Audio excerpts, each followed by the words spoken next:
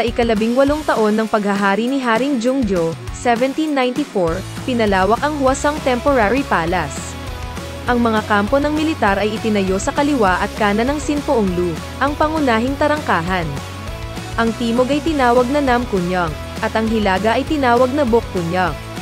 Ang Namkunyang ay ginamit para sa mga nakatalagang puwersa upang tumayo sa kanilang relo kasama ang mga tauhan ng militar, cavalrymen ng Jangyungyang Ouyang, sa magkabilang panig ng gusali. Ito ay itinayo noong 1789, Jungjo 13, na matatagpuan sa timog na bahagi ng Sinpoonglu, at pinalaki sa kasalukuyang sukat na may 62 silid sa magkabilang panig noong 1894, Jungjo 14. Ayon kay Jangyungyang Ouyang Military Reform noong 1798, Jungjo 22, ang mga kaliwang bahagi ay tinanggal, at 100 tauhan ng militar na may bilang na 1, 2, 3 ay ipinakalat sa mga shift bawat taon.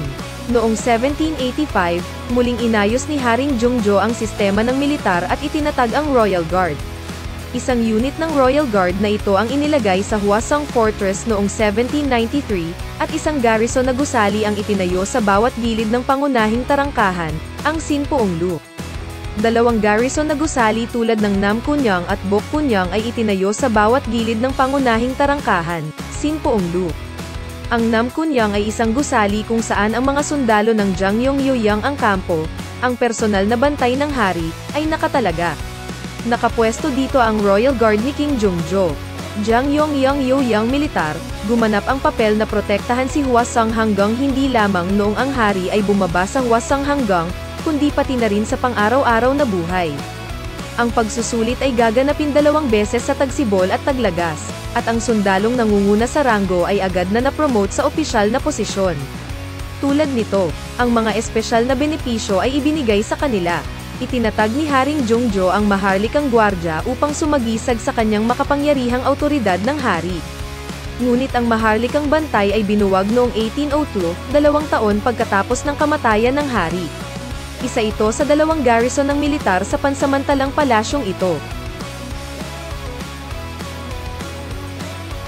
Ang Hwasong Temporary Palace ay ginamit bilang pansamantalang pahingahan ni King Jungjo. Napakahalaga ng papel ng militar dahil pinrotektahan nila ang Hwasong Temporary Palace. Dahil sa Sowon Hwasong walang sistematikong organisasyong militar ng Kaekyang City.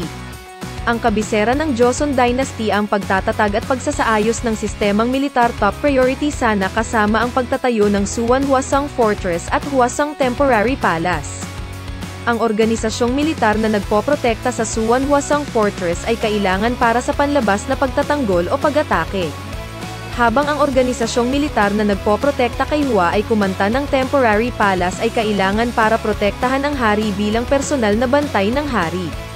Sa pinakamalapit na distansya sa hari, para sa proteksyon ng hari, kinailangan nilang manirahan sa loob ng parehong espasyo ng paninirahan sa magkabilang panig ng Sinpoonglu. Ang pangunahing tarangkahan ng Hwasong Temporary Palace, lumikha sila ng matitirahan na lugar.